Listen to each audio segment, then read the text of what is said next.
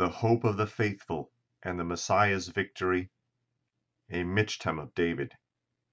Preserve me, O God, for in you I put my trust. O my soul, you have said to the Lord, you are my Lord, my goodness is nothing apart from you. As for the saints who are on the earth, they are the excellent ones, in whom is all my delight. Their sorrows shall be multiplied who hasten after another God. Their drink offerings of blood I will not offer, nor take up their names on my lips. O Lord, you are the portion of my inheritance and my cup. You maintain my lot. The lines have fallen to me in pleasant places. Yes, I have a good inheritance. I will bless the Lord who has given me counsel. My heart also instructs me in the night sessions.